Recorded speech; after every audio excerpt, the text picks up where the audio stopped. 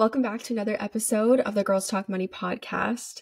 Today, we are diving into everything you need to know to build a strong financial foundation. But before we do, we're going to dive into our weekly recap. So what's going on in your life, Erin?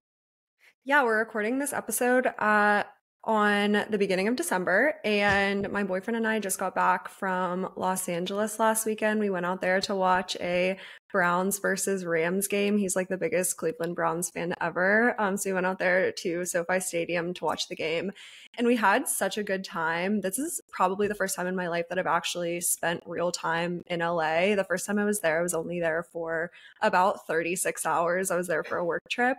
So it was the first time that we got to kind of like walk around and see the different areas. We were staying in Marina del Rey, very close to Venice Beach. And Grace, I know when you were out there for about 6 weeks, you stayed very close to Venice.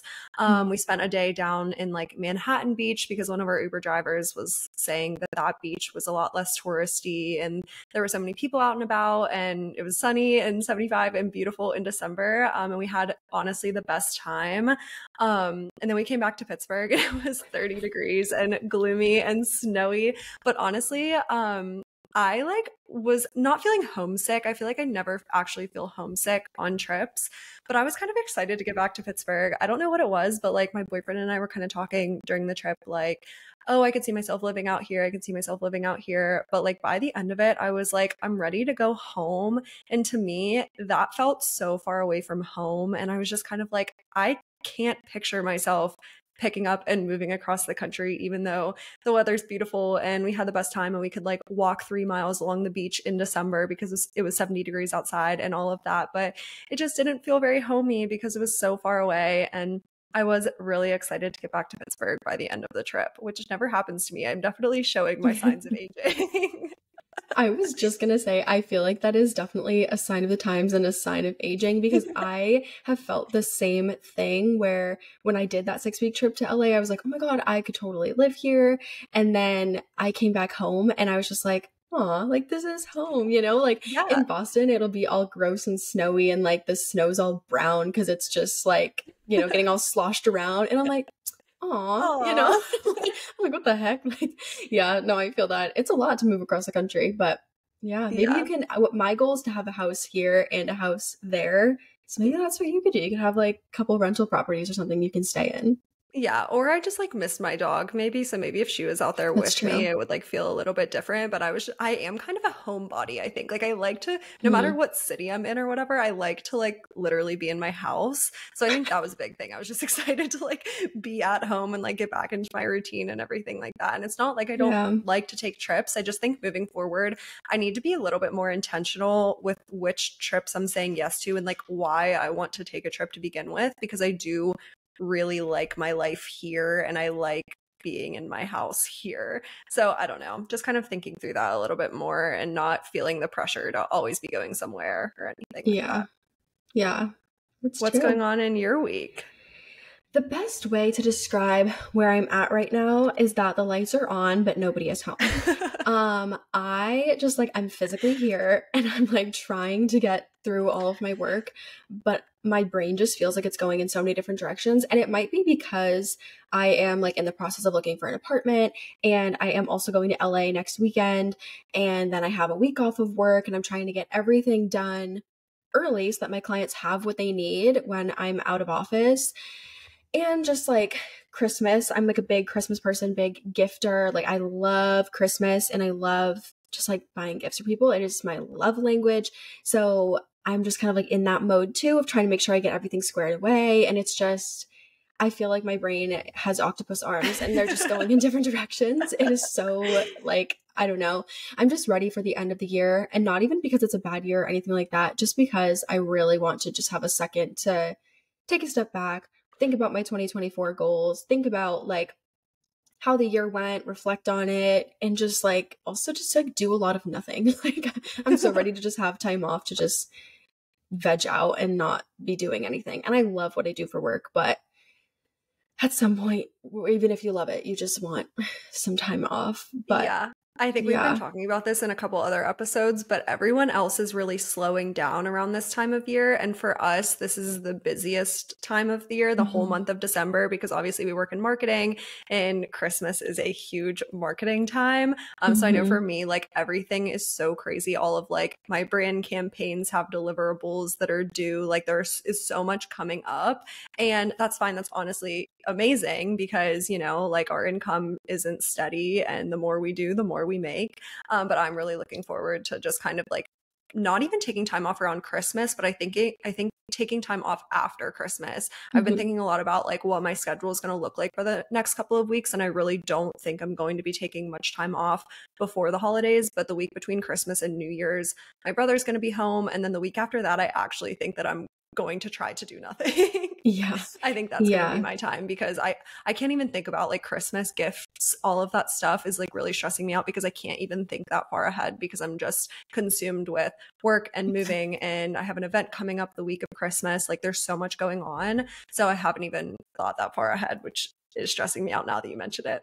Yeah. In my like marketing business, a lot of clients they don't necessarily want to start projects right now, but they want to start projects after the new year. They're like, okay, I've thought about what happened in 2023. I want to like do something different in 2024. And this happened last year too. So I've gotten so many inbounds, which means so many discovery calls, which is a good thing. But that means so much time on calls, so much time negotiating the contracts and, writing up proposals and doing all these things to start after the new year, which means like after the new year is going to be a little crazy too. So I'm trying to like be better about drawing those boundaries. And I just had a discovery call with a client yesterday where we're going to move forward working together in January. And I was just like, hey, he was like, what's the ideal timeline to work together? I was like, after the new year, please and thank you. He was like, that's totally fine. Like, I was like, I could probably squeeze you in before I go on vacation next week and then before I'm out. But like, let's just not.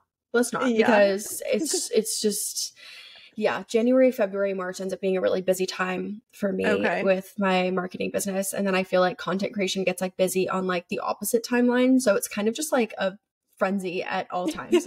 You're just always busy. Yeah. And that's like Yeah. hard too, because I know you and I have talked about like trying to get ahead with some podcast episodes and taking like the January, February timeline to kind of do that, just because December has Hmm. been a little bit crazy. And we want to make sure we always have an episode to post every single Monday.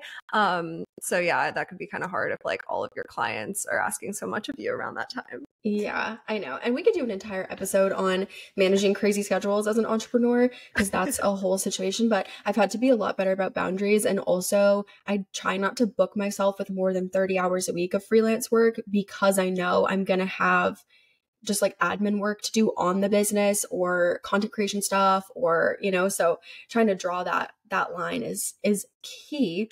But related to what we're talking about today, I've been thinking so much about 2024 and just like my business as a whole, but also the financial side of things, especially the finances of my business, but even finances of myself personally. Like, what goals am I working toward? What do I want? How much do I want to make? Things like that.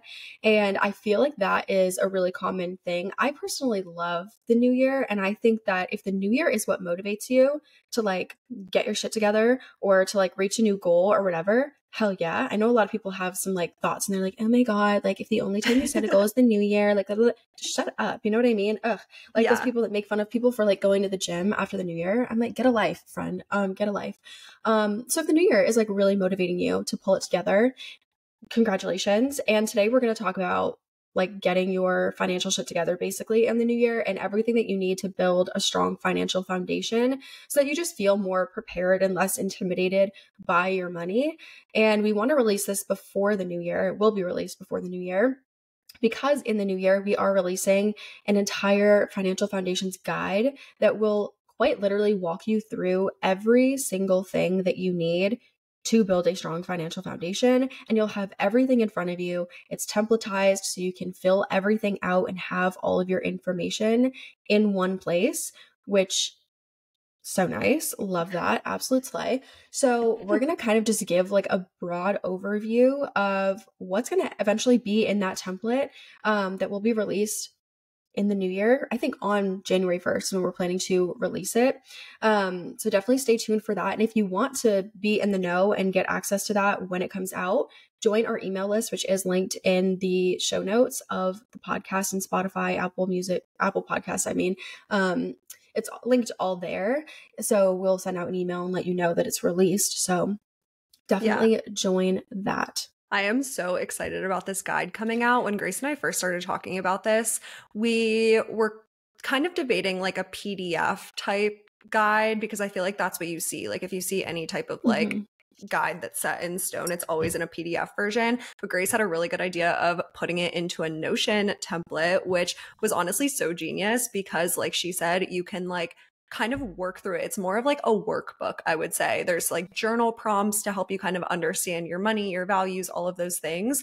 And then it can like link to everything. There's a bunch of like tools and trackers and calculators and things embedded into the guide. So I'm really excited for that to come out next week. It's going to be like super comprehensive. We've been working so hard on it the entire month of December. Yeah, I'm also super hyped. I wish I had something like this, because we didn't fill it with fluff either. It's just to the point, like, here's what you really need to know. And I wish I had this like 5 years ago when I was so confused. But I also think part of the reason why we didn't fill it with so much fluff and why we just want to give you like, here's everything you need to know in one place, is because I feel like, and this was a point that you brought up right before we got on this call today, that knowing your money there's more information isn't always going to make decisions easier. You know what I mean? Researching, investing a million times over isn't going to help you necessarily follow through with investing. It's a lot much more about discipline and actually just pushing yourself to follow through with certain things that you know are the right decision, rather than thinking that like, oh yeah, once I read my 20th personal finance book, I'll finally budget. No, sweetheart. Like you're going to finally budget when you sit down and force yourself to budget every week. That's when it's going to happen, you know? Yes, 100%. It's definitely more about discipline than it is about skill. I would say like 20% skill and 80% discipline. Honestly, like there's not that much to learn. And when we're saying we're coming out with this guide and giving you everything you need to know, like we're not gatekeeping this information at all. This entire podcast episode is going to be all about the topics that are inside of this guide. I think it's just helpful to kind of have like everything in one place. There will be a ton of links to like link out to different resources that you might need to know about certain topics and things like that. So don't be, if you're sitting in a place where you're like, I want my 2024 New Year's resolution to be to finally be financially literate, you are probably only 1 or 2 steps away from being totally financially literate. Like we are here to tell you there is not that much to learn. So just kind of like listen to this podcast episode, consider the guide if you need a little bit more help, but really understand that it's more about that discipline piece and less about the actual knowledge and the concepts and things that you physically need to learn. Absolutely. And figuring out what that gap is, like Erin said, like you're probably only 1 or 2 steps away from where you need to be, but there are a few things you can do to understand like where are you right now and where are the gaps between where you are now and where you want to be. And I know this is literally the first thing we want to talk about, and where the guide starts is like understanding your starting point. And I think for me, one of the really, really good things I did in the beginning to kind of understand like where am I at in my finances was doing a debt audit. And in the guide, you'll see I built this tracker in Notion, and I think it's so fun. It's all like color coded and everything because I'm a type A girly. But basically, I used to have a bunch of different student loans, and now I only have a few left. But what I did in the beginning that was really helpful in trimming down my student debt was listing out all the debt I had, all the interest rates, the monthly payments, everything in one place. Literally list it in one document. If you get the guide, you'll just list it all out in Notion. But having it in one place listed out gave me so much clarity to be like, okay, here's my entire debt landscape. Like, what are we going to attack first? What's low interest? What's really stressing me out? And kind of focus on that. I can't even explain like the type of clarity that just comes from seeing everything on one document in one place. Yeah, and I think this sounds like really intuitive to do, but not a lot of people do it. I think if you have a couple different types of liabilities and they're just sort of all over the place, really centralizing it, like you say, and just like getting it down on paper and understanding, like, maybe you'll feel after that, like, okay, I'm not in that bad of a situation. Or you might say, okay, it's really time to prioritize my debt and make that a big financial goal for 2024, because I'm seeing that all of my monthly payments added up equal X amount every month, or my interest rates are so high that I'm paying so much in interest and it's going to be hard for me to get ahead if I don't make my debt a priority. So it can just kind of give you a lot of clarity, like you said, to understand where you're starting at. And I think the debt audit is like half of the side of the equation of what I like to do first when I'm kind of understanding my starting point with my finances, which is tracking my net worth. And I've talked about this on my social media accounts for so long, probably for the past 2 years. Just really getting a handle around your net worth. And if you don't know what your net worth is, essentially it's a combination of all of your assets minus the sum of all of your liabilities. So add up all of your assets, add up all of your liabilities, and subtract your liabilities from your assets, and that gives you your net worth number. I was doing like the series on my social media for the past 2 years about like growing my net worth and having like all of these net worth goals and all of that. And your net worth isn't the end all be all. It's definitely not like the most important part of your like financial foundation or anything like that, but it is a good marker to know if you're moving in the right direction. That's kind of how I like to look at it. Like if you are like in your 20s with a lot of debt from student loans or a car loan or anything like that, maybe your net worth is negative, and that can be really discouraging for a lot of people, but that's okay. Like it's really just kind of looking at your net worth month over month to see if you're going in the right direction or if you're going kind of like backwards in where you want your financial goals to go. Absolutely. I love tracking my net worth. I think it's like a little game. Like I genuinely have fun with it, but it is encouraging also to see it increase, and it can help you make more strategic decisions. I want to note too that this like aspect of understanding your starting point is, I would say, like the most mentally challenging aspect of it all, because I think a lot of people are like, oh my God, I feel like I'm going to see information I don't want to see. I'm going to feel really bad about myself, yada, yada, yada. But I will say that when it comes to money, the mental load is more, I would say, at least in my experience, I've found it to be heavier than some of the actual like physical response of like following through and like sitting down for 10 minutes and tracking your spending or something like that, or writing your debt out in one place. There's a lot of mental load, but when you do things like this, when you track your net worth, when you do a debt audit, when you check your credit score, and you like, it takes away some of the mental load because it's taking out that unknown aspect. There's so much mental load and weight that comes from just not fully knowing your financial landscape and letting that weight of the unknown stress you out. So if this aspect, if you're like, oh my God, I don't want to see all my debt in one place, I'm going to cry, or like, oh my God, my net worth's going to be negative. Like my net worth was literally negative a year ago. Like, you know what I mean? Yeah. I'm fine. I'm good now, but like it is really helpful to kind of see it. And I think it does make you feel better because you can't change what you don't know. Like if you have no idea where your debt is at, it's going to be really hard to make real strides versus if you are tracking your net worth and you're like, okay, whoo, like my student loans are really tanking my net worth right now. Let's make it a priority to get rid of that. Then you can kind of start making changes, and that is really empowering. So don't let the mental load and stress of this aspect of it kind of deter you. That's such a good point. I heard this quote about a month ago that was like, it takes more energy to not do something than it does to do the thing that you don't want to do. And it is just because of that stress. Like when you're stressed out, that's so much energy that you're wasting rather than just doing it, facing it, and kind of like moving forward. And in a lot of cases, like you'll probably realize that it's not as bad as you think. I know for me, like even down to tracking my spending weekly, there are definitely weeks where I'm like, oh, I don't want to pull up my credit card statements because I know I spent a lot of money last week. And then I pull it up and I'm like, I literally spent $300. Like it's okay. Yeah, Or like I'm still within my budget for the month or whatever it is. But it takes so much more energy to stress about the thing rather than to just do it and like get it over with. I know for me, this is something that I do with my business finances. Like I put off keeping up with my bookkeeping and all of that for so long until it stresses me out so much and sucks so much energy because I'm like,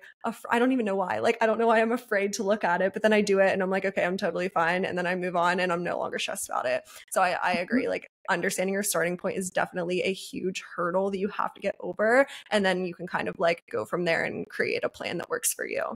Yeah, for sure. The other aspect of kind of understanding where you're starting is checking your credit score. And I know this is something else that a lot of people tend to not want to do because they're scared of what the number is going to be. But it is really important to understand what makes up your credit score.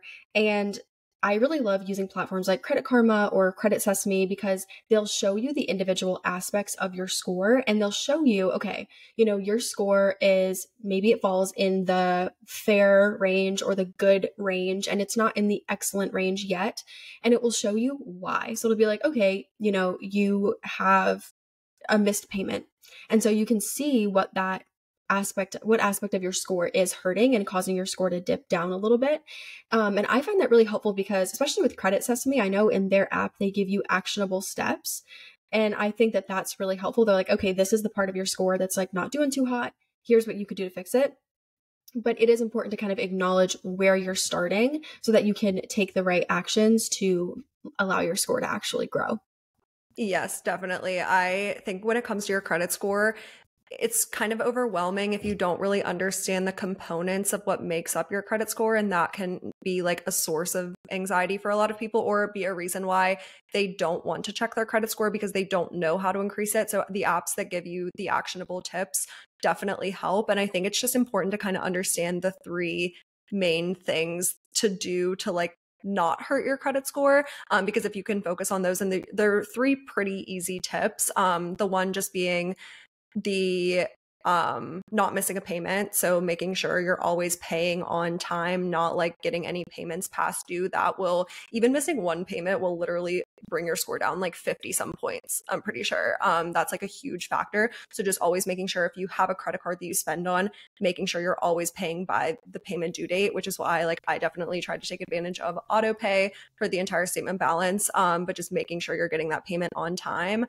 Keeping your credit utilization low is the second one. So if you have a $1,000 credit limit, not going even close to that $1,000 credit limit every month, really trying to keep it below, I think they say like below 30%, but as low as possible will help your score. And then the third is the length of your credit history. And I know a lot of people kind of like diss this, or they make it seem like this is kind of like hard to keep up with because they'll say, oh, you have a student loan and then if you pay it off, like your credit score goes down or things like that. But just kind of like keeping an eye on it, like what's the length of all of your liabilities, and whatever like the longest length of your credit history is, like trying to keep that card open. So if it is a credit card, like making sure you don't close your old like Discover It card or whatever card you had from high school or college or anything like that, making sure to keep that line open just to kind of like help your credit score. But honestly, with the credit score piece too, like understand why you need to have a good credit score. If you're in a situation where you're like, okay, next year I want to buy a house, then obviously you need to really focus on your credit score. But if you're in a situation where you're like, I'm just trying to get all of this together, like maybe I have a credit card and my goal right now is to just not be in credit card debt, like, okay, that's a good starting point, but kind of understand like what you're going to use your credit score for and when, to kind of like understand how much emphasis to put on it. Absolutely. Step 2 in this whole process, once you've kind of understood where you're starting, is to focus on your cash flow management. And this is something that I remember doing a video about this, and I feel like one thing that drives me nuts on social media is people who are like, everyone needs these 5 checking accounts. I'm like, hold the phone now. Hold the phone. I am a pretty organized person, but if I had 5 checking accounts, I would lose my shit. I would be so overwhelmed by that. And I always tell people, simplify your stack. Like, how is your money coming in and how is it going out? Simplify that process. You do not need to have 5 checking accounts where you have one for fun money, one for like bills, one for, unless it makes so much sense to you and it works in your brain and that's the only way you're able to manage your money, make it as simple as possible. So I always say one checking account, one high yield savings account, preferably a high yield savings account with buckets or envelopes. That's my favorite approach. Unless you use like a provider, I think you use Capital One, right? And they don't have buckets. So you have like sub accounts or separate Yeah, but accounts, it's like things essentially that. the same thing. Yeah. Right. It's essentially the same thing. And it's at the same provider. I've seen people Yes. be like, well, I have a one high yield savings account at Marcus by Goldman Sachs and one at Ally and one at Current. And I'm like, you're stressing me out. Like it's not even my money and I'm stressed. I personally have an Ally checking account and an Ally high yield savings account. That's it. I have an account at like a local bank simply because it's just still open and they just haven't closed it on me yet, but they're going to close it eventually. But that like simplifies it. You know what I mean? So understand like where, when you get a paycheck, where is it going? And then from there, where are you moving money? And keeping it as simple as possible so you're aware of where all your dollars are and you're not like, oh my God, wait, I forgot about money in this account, because that's what actually used to happen to me when I used the local bank and Ally at the same time. I literally had a client's invoices, their invoice was getting sent to this separate bank account and I completely forgot about it. And at the end of last year, I was like, oh my God. I'm like, I have like several $100s sitting in this account that I didn't even know I had, you know? So like when you overcomplicate it for yourself, it's going to be hard to track. So just really get clear on when your money comes in, where is it going? And how can you make that as simple and easy for you to keep up with? Definitely. I think that's the approach that I take as well, right? I use Capital One for pretty much everything. I have a checking account there. I have a credit card with Capital One, and then I have all of my sinking funds there as well, including like my emergency fund and all my sinking. We can talk about sinking funds a little bit more when we talk about setting financial goals.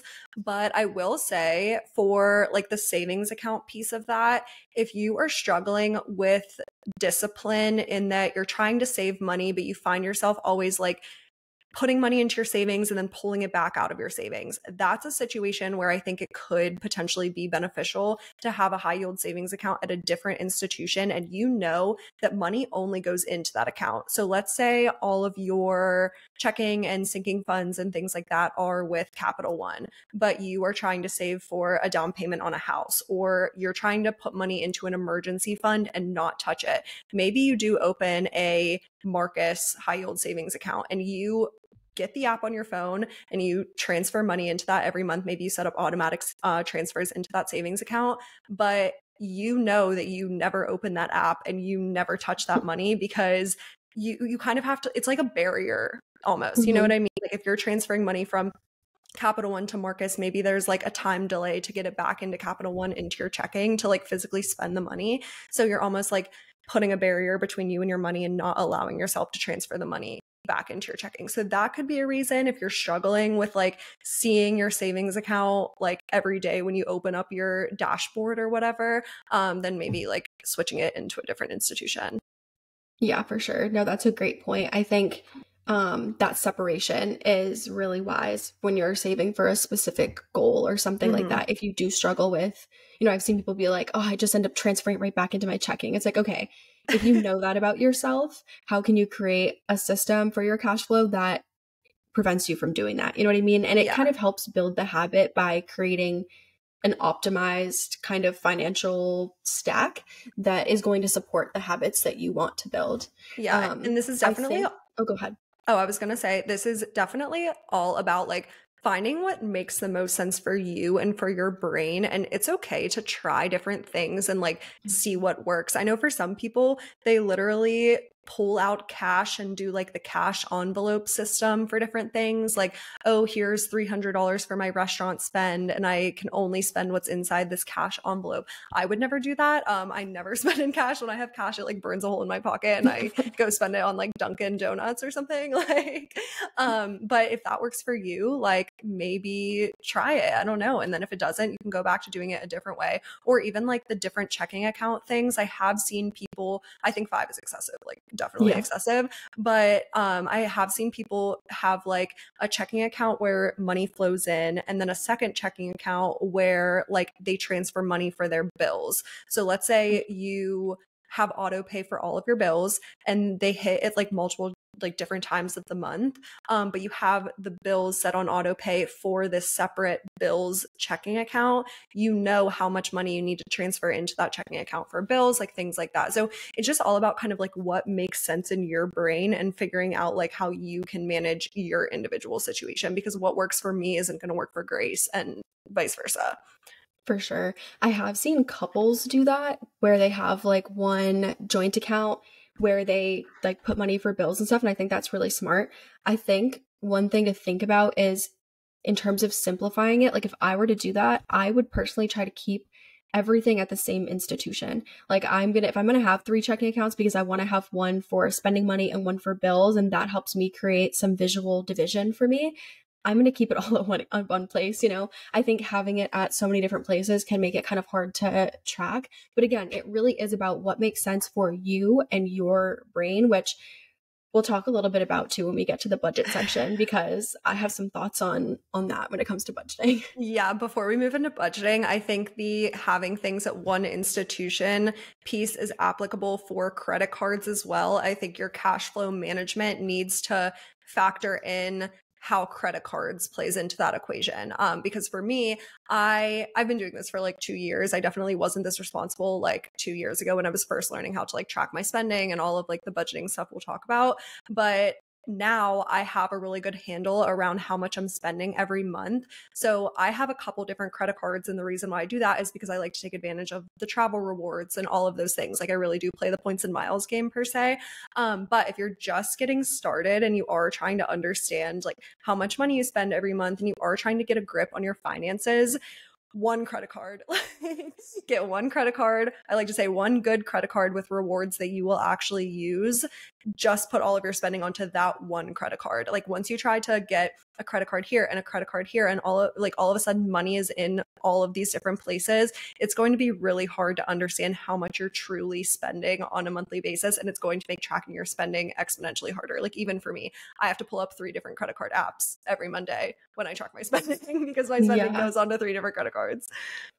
I have multiple credit cards. Like I think I have 3, but I only put my spending on one at a time. And I know that I could get more out of the rewards if I was like, okay, this one's best for groceries. I'll put that there. This one's best for this. But I know myself mentally, and I don't want to have to pull up 3 different credit card things because I know I'm going to get stressed. So at this phase of my life, I'm just putting things on one. And maybe when I have like a different perspective, or when I feel more maybe when I feel less stressed in my life, maybe I'll like try to optimize all of my spending. But I agree. I think sticking to one credit card. So if you have multiple and you're feeling overwhelmed with tracking spending between multiple, pick one to just use and then get a hang of tracking. And once you feel more in control of tracking, then you can kind of, branch out to more than one. But yeah, simplify your credit card stack, please. Yeah.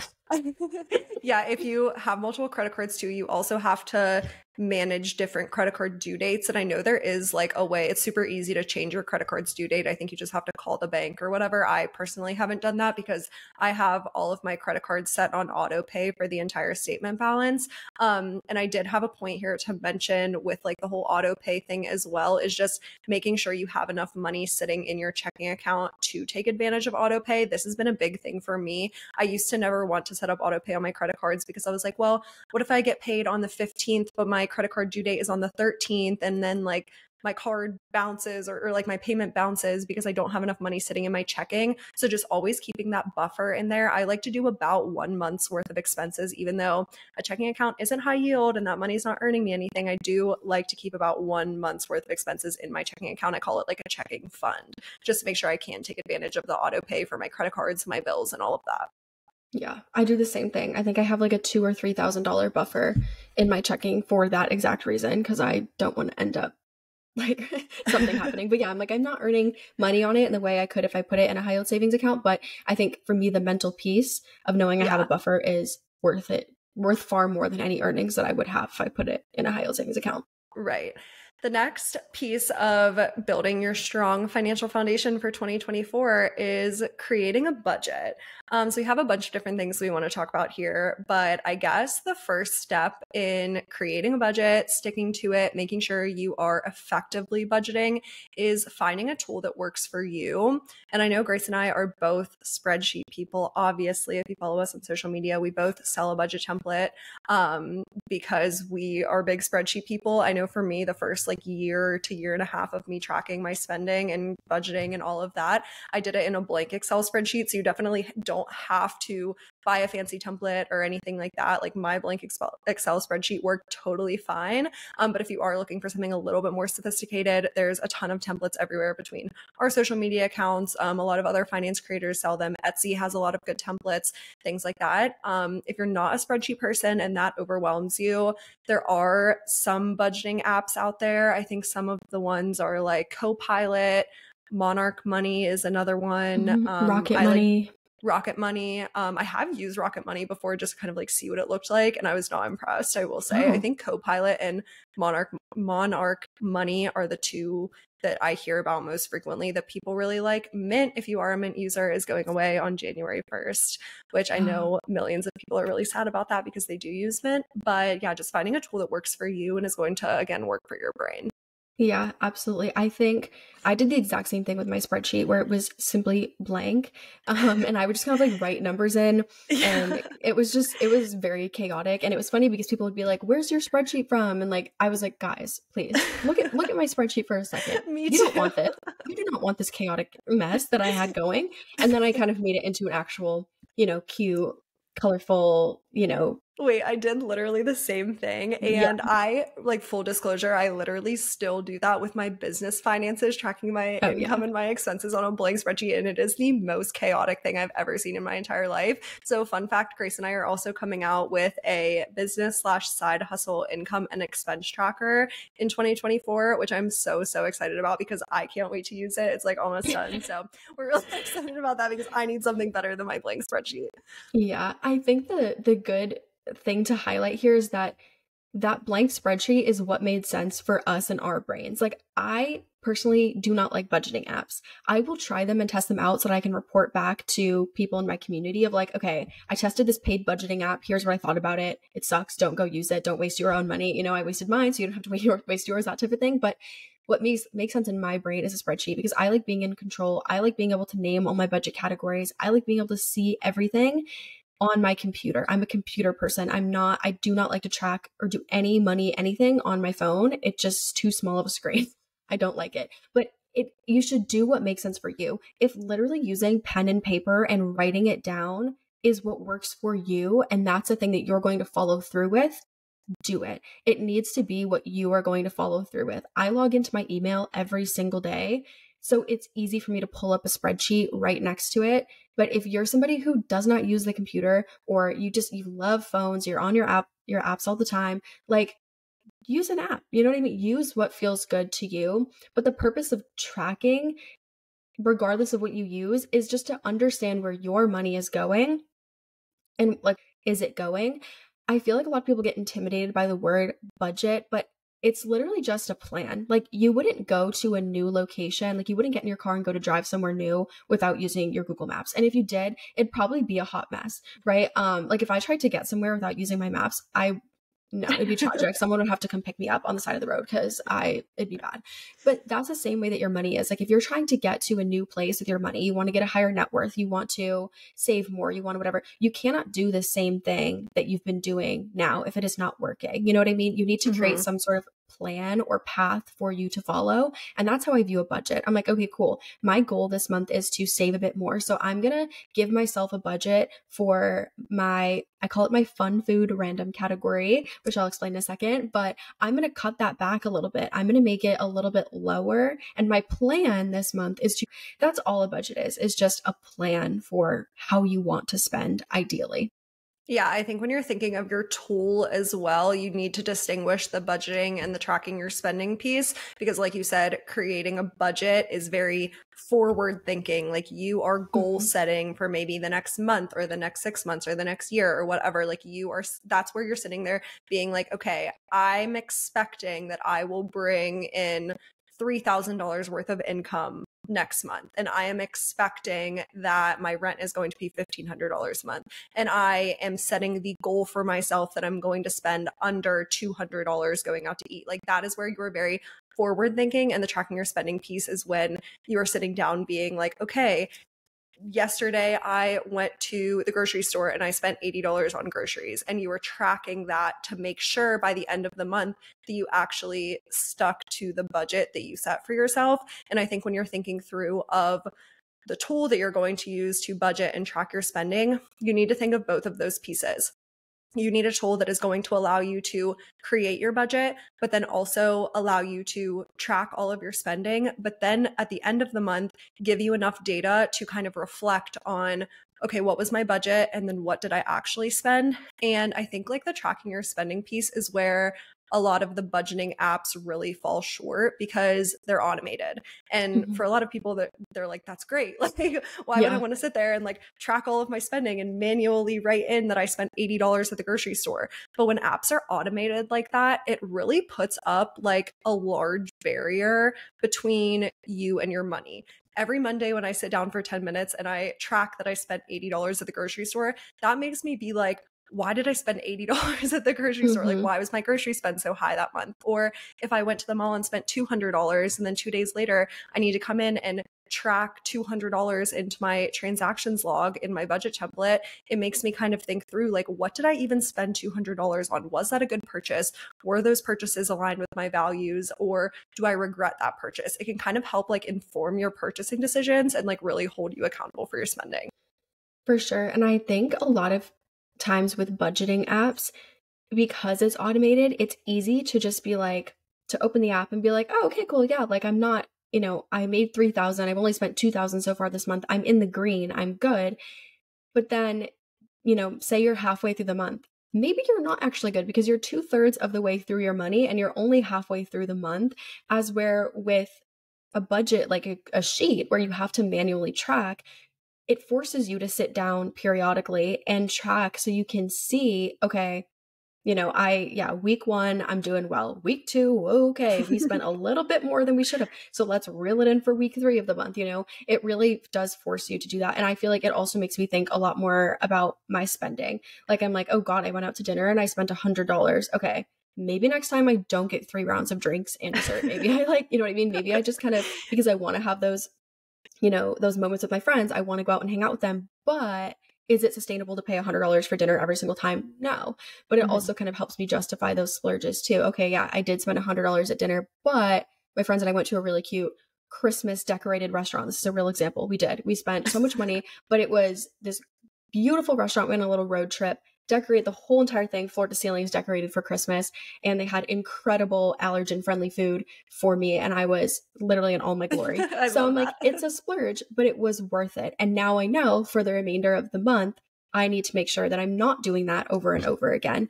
So I think, if you've tried a budgeting app and it didn't work, definitely try a spreadsheet. Or if you've tried a spreadsheet and it didn't work for you, try an app. Like switch it up and see kind of how you feel.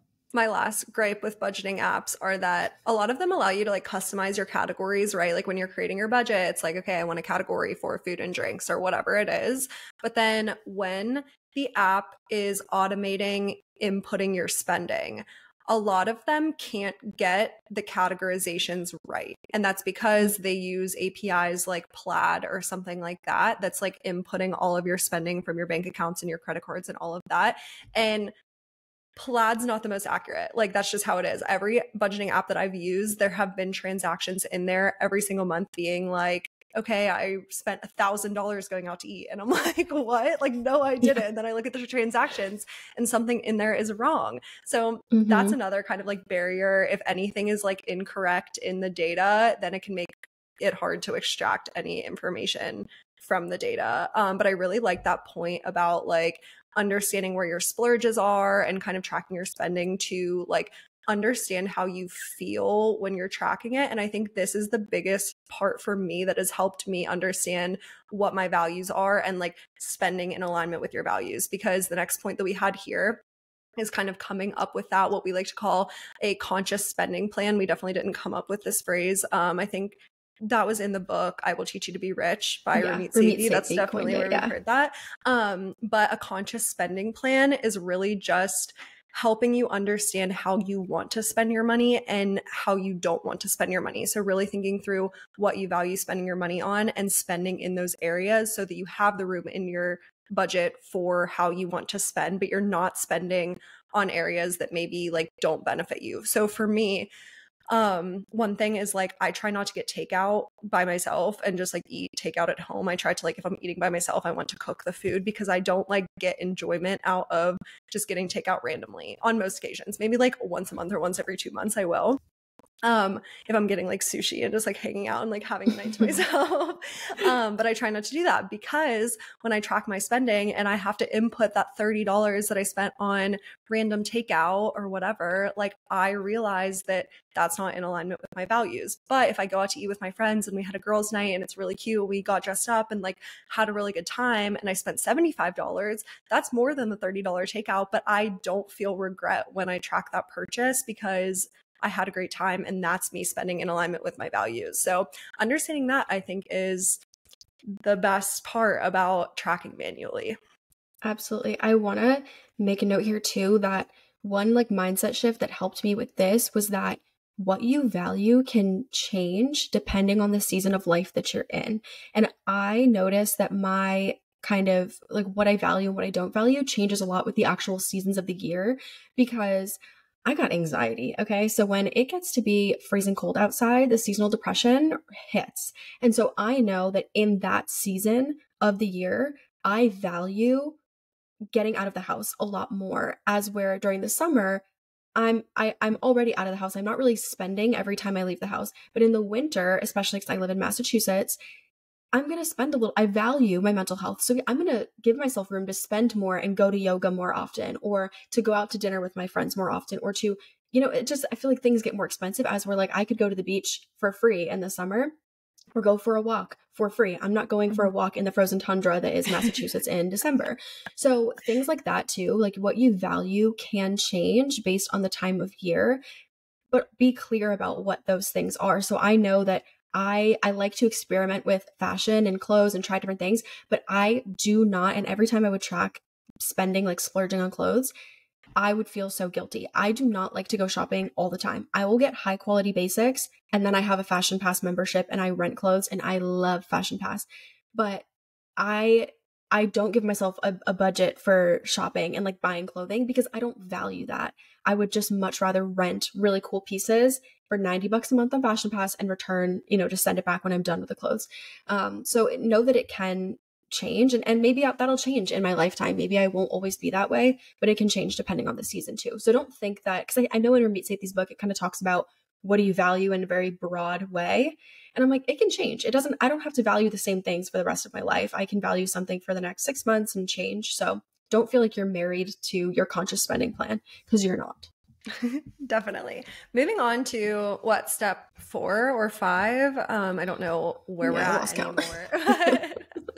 Moving on to whatever step we're on, setting financial goals. So this is a big piece. I think if you are listening to this episode, obviously you might have a goal to get your financial shit together in 2024. And I think a big part of that is not just like getting a wrap on where you're currently at financially, but also kind of setting those goals for where do you want to be in the future. And we always like to say, we've definitely said this in a couple episodes before, but setting your financial goals really requires you to think about your life goals, because very often people will set these financial goals that are super numeric and being like, I want to save or invest or grow my net worth to $100,000 or whatever it is. But what is that money going to do for you? I think it's really important to actually take time. And this is a perfect time of year to do it. If you are a New Year's resolution girly, taking the time to think about what you want out of life and how can you use money as a tool to help you get there. Yeah.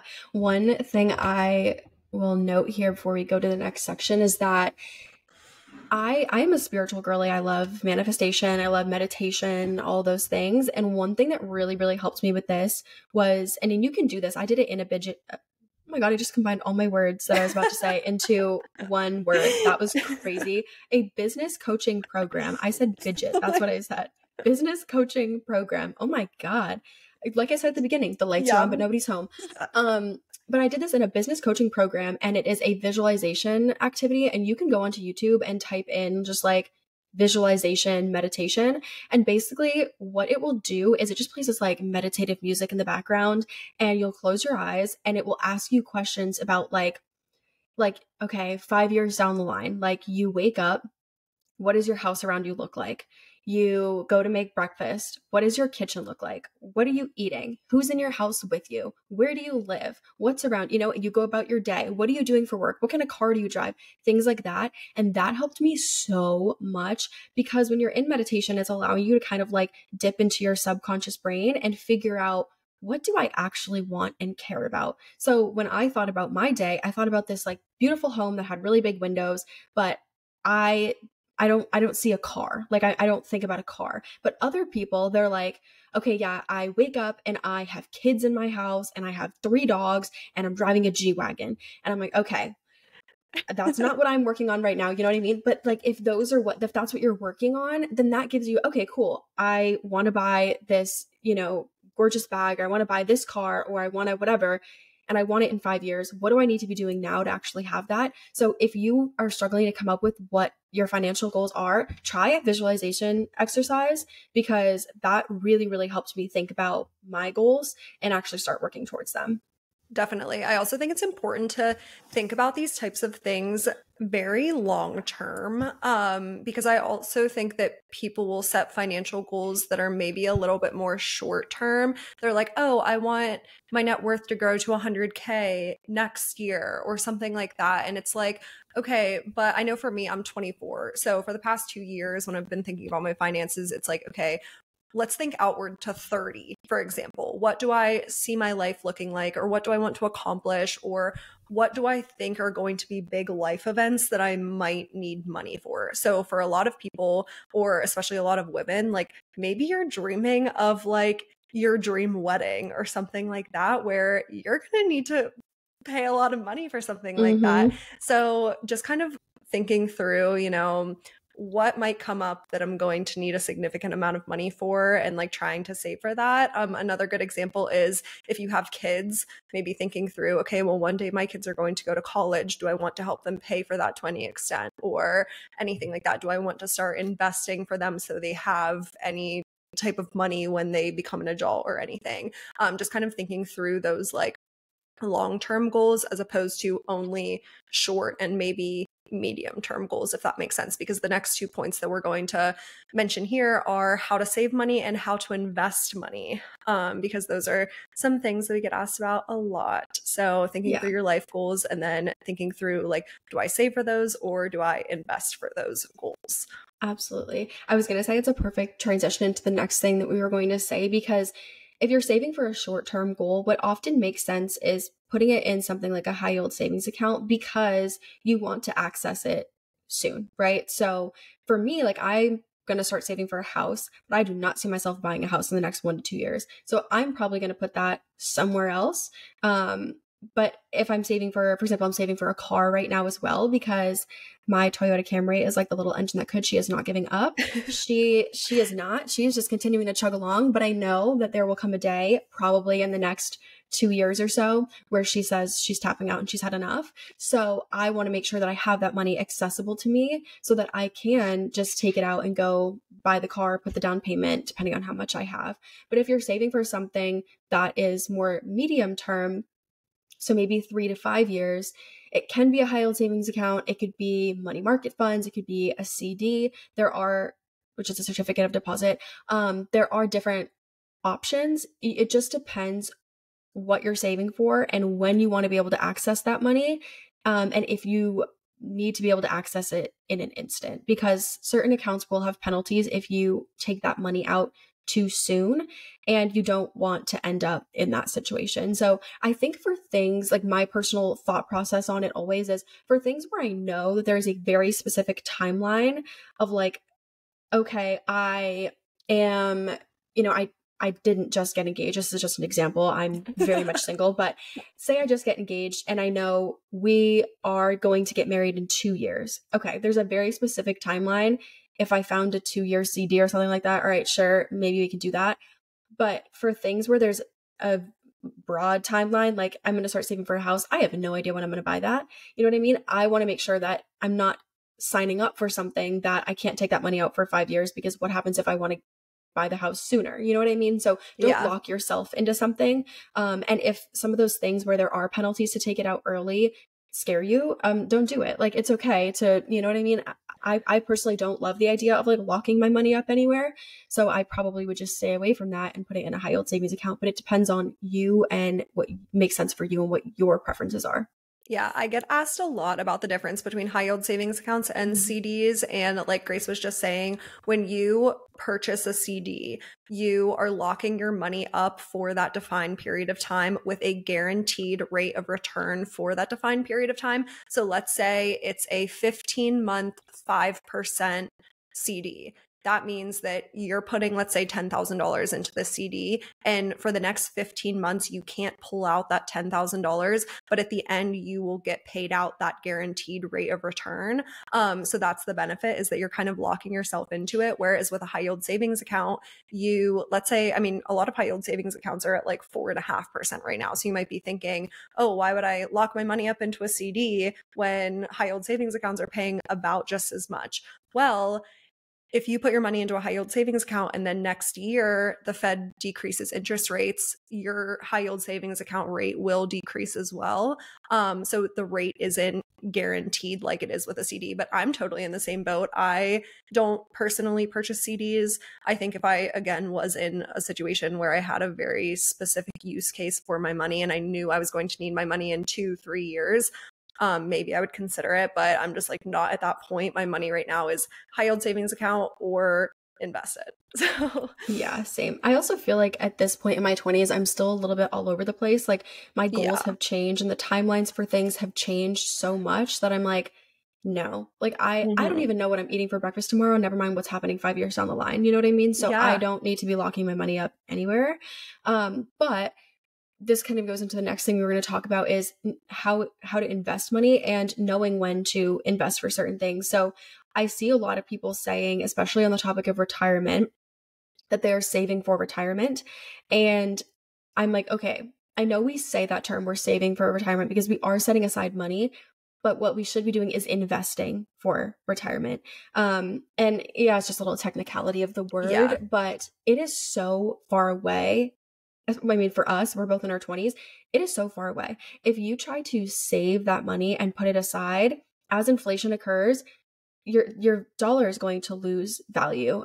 You really need to be investing that money and letting it grow until you retire, because otherwise you're going to be real sad when you retire and you don't have as much as you think you do, you know? So for long-term goals, invest it. I have also seen, depending on how old, if you do have children, depending on how old they are, if they are 2 years away from college, it might not make sense to invest it for 2 years. But if you have young kids or toddlers or whatever, it makes sense to invest that money. In most cases, of course, speak to a financial advisor about it, but it does make sense to invest that money rather than trying to stash it away in an account where you're really not earning any interest on it, because that goal is, in some cases 20 years away before your kid goes to college. So thinking about whether you're saving or investing the money is really important for long-term goals. I think this is a good time to mention as well, just like Grace said, like talk to a financial advisor. Disclaimer, we are not financial advisors. We like touch on the topics of investing, but that's definitely a disclaimer. We are not giving you advice on what to do with your money. So talk to a financial advisor if you are like worried about any of this stuff or anything. But our goal here is just to kind of educate you on what investing is, how we do it, and things like that. It's just supposed to inspire you to go learn some more about the topic. But I think another reason why people get confused between saving and investing is because of like the high yield savings account rate environment that we're in right now. Because a couple years ago, high yield savings accounts, they were a thing, but you weren't really earning any money on the money sitting in your savings because of the interest rate environment. Like the Fed pretty much set the interest rates at 0% for the longest time. So you really weren't earning any money. But now it's like, okay, well, I'm earning a return. And the difference between that and investing your money, even though you're earning a return on your savings account, is you're not purchasing an asset with a high yield savings account. To invest your money, you have to purchase an asset. And I think this is a point of confusion for a lot of people. You see videos on social media that will be like, oh, I put my money into a Roth IRA and I never actually invested it. What does that mean? It means that you deposited money into an investment account, but you never actually purchased an asset.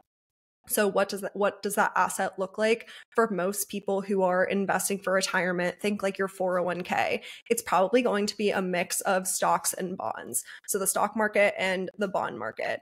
I know for me personally, I'm pretty much only invested in the stock market. Maybe my portfolio has like a small portion of bonds. Maybe I don't even think it does. But yeah, for a lot of people, the asset is going to be the stock market and the bond market. Other examples of assets could be like real estate, gold, things like that. It's things that are going to grow. That's like the idea with it. But yeah, you're so right. It really is. And I think you explained it so well. Just like you're purchasing an asset, and then that asset, the value of that asset is going to grow over time. Mm-hmm. And because you own it, then when you go to retire and you cash out, you have made money on that asset. As where, yeah, your money is just sitting Mm-hmm. there in Yeah. a high yield savings account, and you are earning interest, but it's really not the same. And investing also takes advantage of compound interest, which basically means that like your money is, you're earning interest on your interest. So if on day one you have $10 and on day two you get $12, then when interest compounds, it's going to be compounding off that $12, not on the initial $10 that you had. If you look up compound interest and you go on Google and you just type in like compound interest images, there's a lot of really great images that really helped me understand what compound interest was and how it looked, because I'm like a visual girly. So I needed to see like how the interest was kind of growing on the interest, because it sounds very confusing. All of that will also be included in the Financial Foundations Guide. I know I'm working on the page that's called Investing for Beginners, and I'm talking all about kind of like compound interest. There's a bunch of nice graphs and stuff in there to help you sort of visualize like what we mean when we say start investing early and like let time do its thing, because I think the long-term aspect is also another really important piece here. I know, Grace, you mentioned it like right at the beginning when we started talking about investing, but investing in something like the stock market is not for a short-term goal. If people say like, oh, well, if I can earn more money in the stock market rather than a high yield savings account, why would I put my money into a high yield savings account? Because the stock market is volatile. When you think about it, I was an economics major, so we learned a lot about like risk versus reward. With any reward, there's always going to be a risk. And the longer of the time horizon that you have in your like when you purchase a stock, the longer you hold that stock, the less risk you have, because like you can look this up too. It'll be included in the guide. Like if you hold a stock for 1 year, the chance of your money going up is, I don't know what the percentages are off the top of my head, but if you hold that stock for 10 years, your chances of losing money go down to like less than 5% or like not even 1%, I'm pretty sure. So it's like the longer you hold your assets, the less chance you have of losing money and the more chance you have of getting closer to like the average returns that we've been seeing for the past 50, 60, 100 years in the stock market. 100%. I also think this goes back to something that we were saying earlier in the episode, is that when it comes to investing, what I found was that you are never going to know 100% of the investing terms, of all the details. For example, I don't know shit about crypto, and I don't care to know anything about crypto. You know, like I don't invest in crypto. It doesn't make sense to me. So far over my head. Yes, I don't need it to make sense to me. I'm fine. You know what I mean? But I think when I first started investing, I waited so long to actually start investing, because I was like, well, I don't know everything, and and it's like, more information. Like if I took the time to acquire more information, which I did for like 2 years, it didn't make me any more confident in what I was doing. Like I still had things I didn't understand. And it's okay. You don't need to know everything there is to know about investing to get started. So start small. Like if you have never invested a dollar, just put the minimum amount that you need to. I think I use M1 Finance to invest in a SEP IRA because I'm self-employed.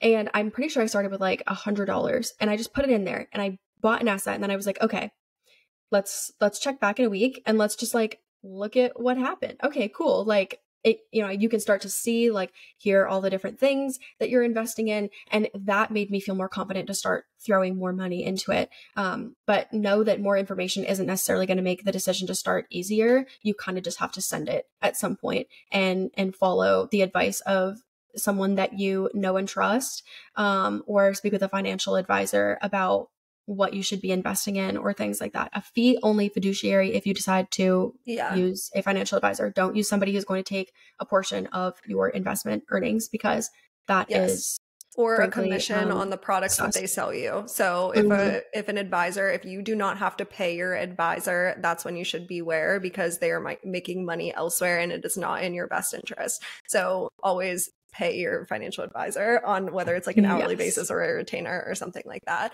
I think when it comes to investing, there's 3 things that I think you should know before you get started. The first is why the stock market, like you need to understand the stock market fundamentals, because I think this is the biggest piece. And I know we talked about this in another episode, but if you don't understand why the stock market goes up, or if you don't understand why you invested $100 one day and then it went down to $90 the next day and you get scared and you pull your money out, you're never going to be a successful long-term investor. You really have to understand why buying, holding for the long term, and like broad market diversification, which these are all like words that sound really scary, but it actually is really simple. You need to understand that principle. The best way to do that is, I know we're going to touch on it in our guide, but if you need a little bit more help in this area, because this is the biggest piece, the 2 books that I recommend are The Simple Path to Wealth. Literally read the first 3 chapters and you're good. Like you're totally fine. You don't have to read the whole thing. It doesn't have to be that intimidating. So the book, The Simple Path to Wealth. The second book, there's actually a book out there that is called Why Does the Stock Market Go Up? Or Why the Stock Market Goes Up, or like something like that. A very good book to really understand, again, why the stock market goes up. So you can really understand, like, okay, if I invest my money today, 30 years from now, what should I expect? So that's the first piece. The second piece is your investing accounts. So in order to purchase investments, purchase those assets, you need to do so inside of investment accounts.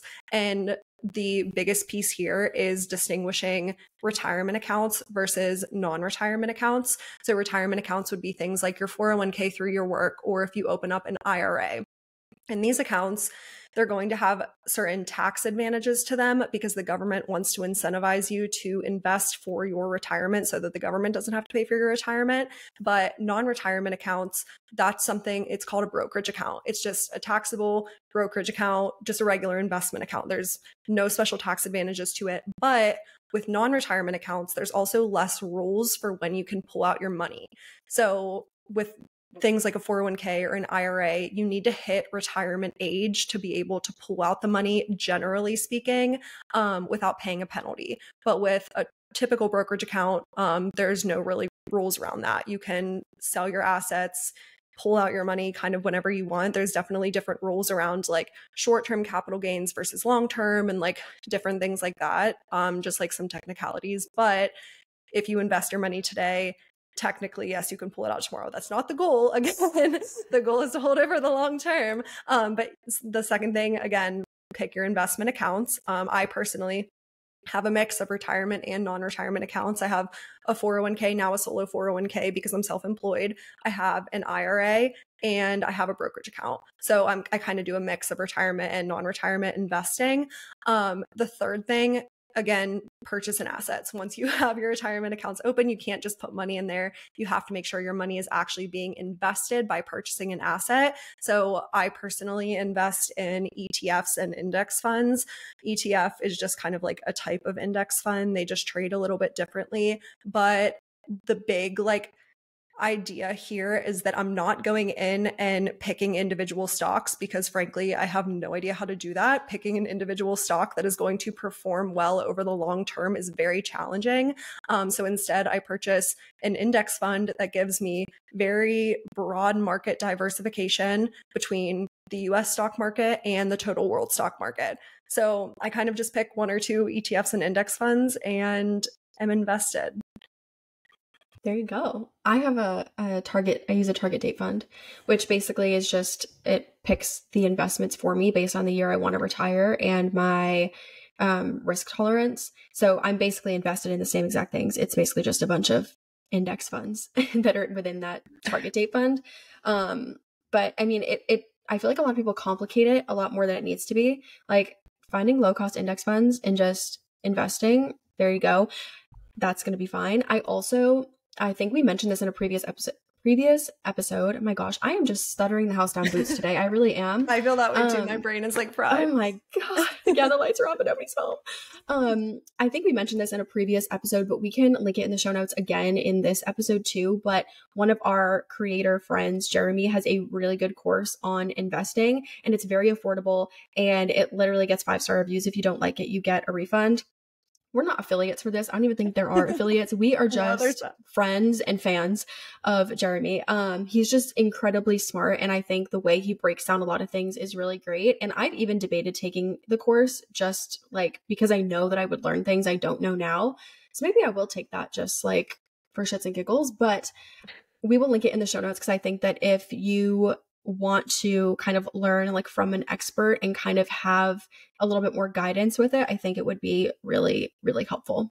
Definitely. I think that's a really good solution for people who are listening to this and are maybe like, okay, I'm learning a little bit, but I still don't feel confident to kind of like get started. And a lot of people are really intimidated to go seek out a financial advisor. There are a lot of financial advisors now that are coming out with like, you can book a 1-hour call for a flat fee and just kind of like touch base with an advisor rather than booking like a whole year's worth of advisory service. It's getting easier to find a very good fee only fiduciary advisor. But if you're not at that point yet and you just want to take a course and kind of like get that hands-on help, that course is a really good way to do it. And we will link it in the show notes. But I think that's all for our financial foundation. Like we said, there isn't that much to it. Like we covered budgeting, credit scores, saving, investing, but that's kind of all you need to know. And now it's just about implementing it, being disciplined enough to hit your financial goals, track your spending every week, month, however often you do it, and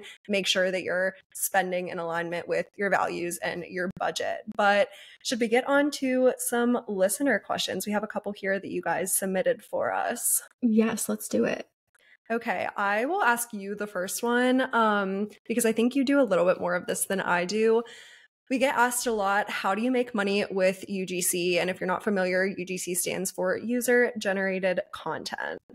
Yes. So UGC is basically when you make videos, essentially, or pictures that brands then use for organic content on their social media or paid ads. And I've gotten asked this so many times this week, specifically. I don't know why this week, but a couple things. One, I would say, if you're not a creator, make a profile on Upwork and kind of brand your profile around UGC. And you will find there are tons of roles on there. Just be careful on Upwork because there can be very low paying deals. I would also sign up for places like Contra and Pangea, which are both freelancing platforms. We will link all of these down in the show notes. But I occasionally see UGC opportunities on those platforms as well. I would also try to join this platform called Brands Meet Creators. So there are, within Brands Meet Creators, it's basically a little marketplace of sorts where brands can connect with creators. They can post listings for sponsored posts, which you would have to have a following to apply to, but they also post UGC opportunities, and you can apply to those. If you do not have a following, you just need a portfolio, which you can create some sample pieces.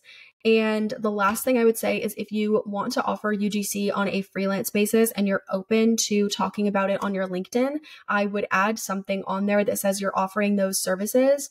And I would add something in your headline on your LinkedIn profile that says like UGC creator accepting new clients, something like that, because when brands are looking to hire UGC creators, they will often go onto LinkedIn and search UGC creator, and your profile will then come up in their search. So those are a few things, but if you have like more specific questions, you can always DM one of us on, or both of us on social media, and we're happy to help. But we'll link all those things in the show notes as well. Yes, we will especially link the Brands Meet Creators newsletter in the show notes as well. They have so many tools and resources. I like took a course from them one time. It was just an hour-long YouTube video. The founder is brilliant. He was the one like doing the YouTube video course. So we will definitely link that in the show notes for sure. UGC is a very good opportunity to just kind of like dip your toes into the social media space without feeling like you need to go into actually developing that following and nurturing that audience and everything like that. Yeah. And it's a very flexible side hustle if you want to pick it up as a side hustle. Definitely. Okay, let's move on to the final listener question. Budget-friendly date ideas. I got this one this morning and I thought it was fun. I know we touched on it in episode number 3. So if you want to hear more about budget-friendly dating and all things dating and money, definitely go check out episode 3. That was a really fun one. But do you have like a favorite budget-friendly date idea? It depends on what stage of the dating process I am with the person, but I'm a big fan of just like grabbing coffee and going for a walk when it is nice out, or if I've dated people who have dogs and I love just like taking their dog on a walk because I think dogs are so cute. I also am just a big fan of like movie nights, or even I recently bought I think it's called We're Not Strangers, We're Not Really Strangers, We're Really Strange. I don't know what it's called. Whatever I think that it's game. We're Not Really Strangers. We're Not Really Strangers. Yeah, that I think. I bought that and it was like $20 at Target, and I'm so excited to play that with like my friends, with people that I'm dating, like stuff like that. I feel like that is a good, just grab a bottle of wine and a game, and it's like $25 and then you can just kind of chill.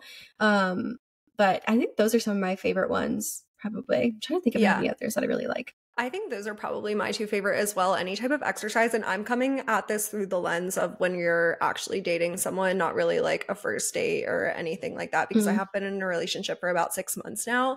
And 2 of our favorite kind of more budget friendly date ideas are any type of exercise. So whether that's like going to play basketball, going on a walk, playing tennis is something that I really want to get back into. That was a really big COVID hobby of mine and like my college roommates, and I want to get back into it. So my boyfriend and I, like when the weather gets nice again, we want to do that. But when we were just in LA, we went on like a 3.5-mile walk along the beach, and there were so many people out there playing beach volleyball and everything. We were just kind of walking and talking. So any type of exercise is good. You mentioned the movie nights. This is something that we really like to do as well. Like making food together. I really like to make my own pizzas. I think I mentioned that. I just think it's really fun to kind of like make homemade pizzas, drink some wine, have a movie night, and just kind of like chill inside. So that could be more of like a wintry one as well. Yeah. But I think we did touch on some more budget-friendly date ideas in episode 3. So definitely go check that out. I just thought of 2 others as well to mention. One, go onto Eventbrite and look at some of the activities there. I remember my friends and I were going to do a cookie decorating class, and it was only like $15 a person, and they give you all the supplies. They teach you how to like professionally decorate cookies. Like it was really cool, and it was like $15.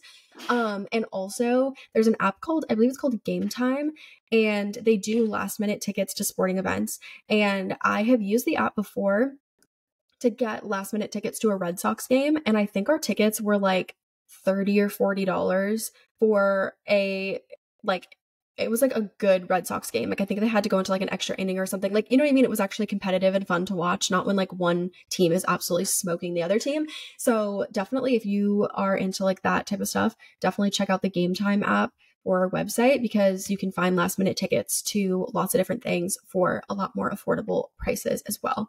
But yeah, I think that wraps up everything we had to say in today's episode. Hopefully it's not as crazy long as some of the other ones we've been filming, but let us know at an if hour you like. And 17 minutes. Okay, pat on our back. The last 2 were like an hour and a half. But let us know if you like the longer episodes or the shorter episodes, because it is really helpful for us to kind of know. You can always leave that feedback in Spotify. There's a little Q&A section. That's where you can also leave your listener questions that you want us to answer. Any question or comment that you leave there will stay anonymous, unless it's just like, we love this episode. We might like publish your comment so that other people can see that there are people who love our podcast. Yes. Yeah. Let us know. Let us know your thoughts. Positive feedback's appreciated. If you have constructive feedback, just say it nicely, because I'm sensitive. But we do want to hear the feedback that is constructive. So let us know. But I guess we'll see you in the next episode, which I believe is going to be in the new year. Yes. Also, Merry Christmas. This episode is coming out on Christmas, which if you are spending your Christmas listening to us, thank you. That's amazing. But yes, our next episode is coming out on New Year's. We're going to be talking all about our 2024 goals and everything along those lines, which I cannot wait for that episode. I love talking through that stuff. So until next week, thank you for listening. Bye.